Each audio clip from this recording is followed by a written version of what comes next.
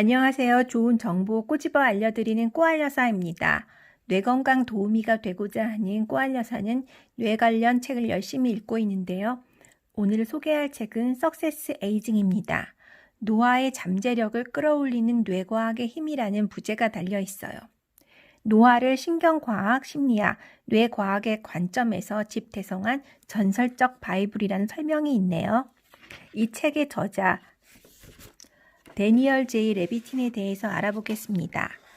이 저자는 신경과학자, 교수, 베스트셀러 작가, 미네르바 스쿨 초대학장, 다양한 일을 하고 있어요.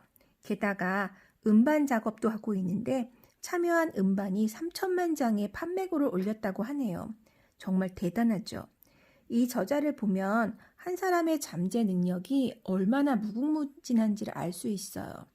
그럼 이런 사람은 그냥 상위 0.00001%니까 특별한 사람이라고 생각만 하면 될까요? 근데 저는 이 저자를 보면서 와, 대단하다. 나 역시 지금부터 시작해서 할 수 있는 일이 얼마나 많을까? 이젠 100세 시대라니까 내가 죽을 때까지 몇 가지 일을 할 수 있을까? 그런 생각을 하게 되더라고요. 혹시 코이의 법칙이라는 것을 아시나요? 코이라는 잉어가 있어요. 이 잉어는 어항에서 기르면은 5cm에서 한 8cm 정도로 자라고 강물에서 자라게 하면 90에서 120cm의 대어로 자란다고 합니다. 그러니까 이 코이의 법칙이 말하는 것은 물고기 코이가 그 자라는 공간에 따라서 크기가 달라지듯이 사람 또한 주변 환경과 생각의 크기에 따라서 얼마든지 자기가 발휘할 수 있는 역량이 달라질 수 있다는 거예요. 그러니까 나 자신의 한계를 정하지 말자. 나는 얼마든지 강물에서 자라는 코이처럼 될 수 있다. 이렇게 생각을 해야 되는 거죠. 그러니까 나이가 많아서 내가 이 나이에 무엇을 하겠어. 그렇게 생각할 것이 아니라 나이는 숫자에 불과해. 100세까지, 100세 시대라는데 그렇게 생각하면 지금 도전하지 못할 일이 없겠죠. 이 책에서 저자가 말하려는 메시지는 60세 이상은 유아기나 청소년기와 마찬가지로 독특한 발달 단계다.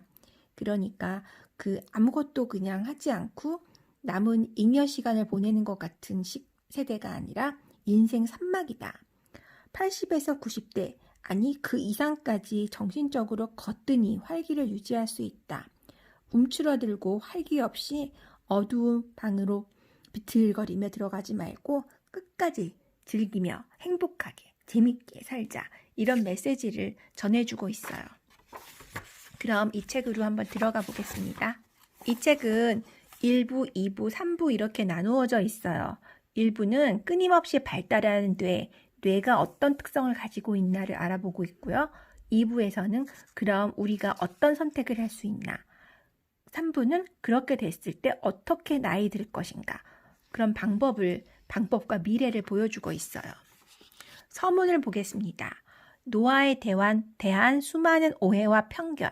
노화라고 하면 뭔가 시들어가고 이제 얼마 남지 않고 뭐 재미는 없고 무기력하고 이런 이미지가 생각되지 않나요?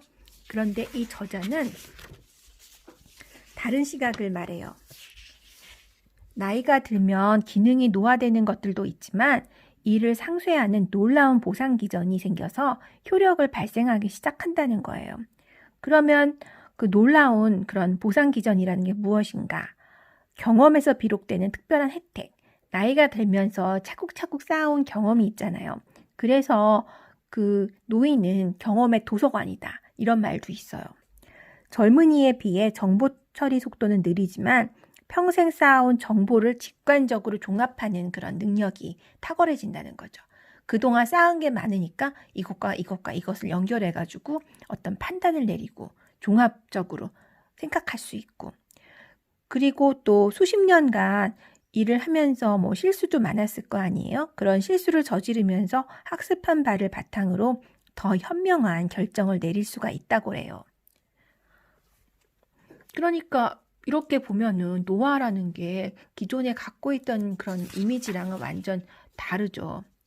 그럼 바람직하게 나이를 먹으려면 어떻게 해야 되나? 나이만 먹는다고 이렇게 좋은 것들을 경험과 직관과 뭐 통찰력과 이런 걸 다 가질 수 있느냐? 그건 아니라는 거죠. 바람직하게 나이를 먹으려면 성격에 부정적인 영향을 미치는 환경과 습관, 자극을 피하는 방법을 반드시 배워야 한다. 나이가 들어가며 성격이 나쁘게 변할 수 있는 가능성이 크기 때문에 의도적으로, 적극적으로 좋은 성격을 갖기 위한 노력이 필요한 거예요.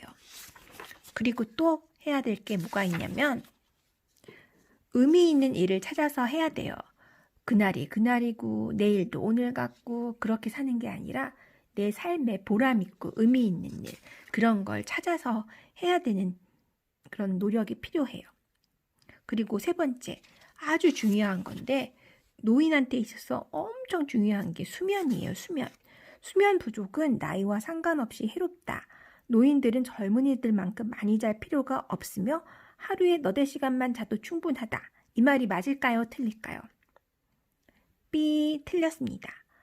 캘리포니아 버클리 캠퍼스 매슈워커 교수에 의하면 나이가 들어도 필요한 수면 시간은 줄어들지 않는다. 다만 노화하는 뇌에서 변화가 발생하면서 노인들이 필요한 만큼 잠을 자기가 어려워질 뿐이다. 잠을 잘 못 자는 영향은 심각하다. 노인의 수면 부족은 암, 심장질환 위험이 높아지고 인지력 저하에는 아주 직접적인 영향을 미친다.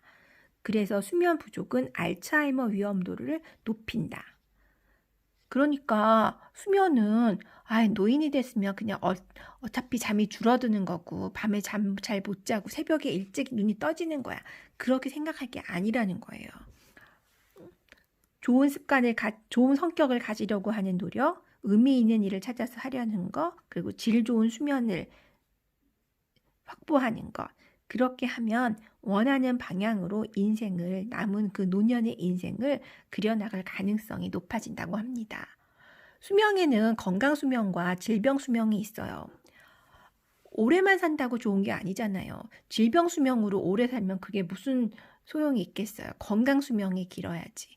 건강 수명을 늘리기에 늦은 시간이란 없다고 이 저자는 말하고 있으니까 열심히 건강 수명을 늘리기 위한 방법을 배워봐야 할 것 같아요. 이렇게 노년층을 짐이 아닌 자원으로, 노화를 종말이 아닌 어떤 정점으로 생각한다면, 그런 새로운 시각을 가지게 되면 이제껏 제대로 이용하지 못하던 그런 노년 인적 자원을 잘 활용할 수 있을 거예요. 뇌는 끊임없이 발달한대요. 뇌는 쓰면 쓸수록 계속 좋게 변한다는 뇌 가소성이 있어요.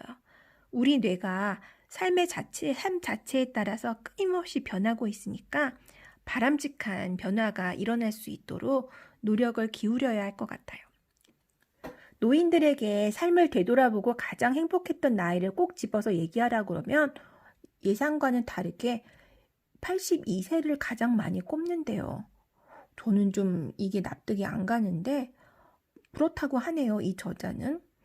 그러면 지금 만약에 100세 시대 딱 반을 산 50이라고 생각한다면 아직도 50년이 남았는데 이 시기는 내가 하기에 따라서 얼마든지 멋진 시간으로, 행복한 시간으로 채울 수 있으니까 뇌를 잘 알고 뇌를 어떻게 잘 다루면서 행복한, 나에게 부족한 것에 미련 갖지 말고 나에게 있는 그런 소중한 자원을 이용해서 삶을 풍요롭게 행복한 노년을 꾸밀지.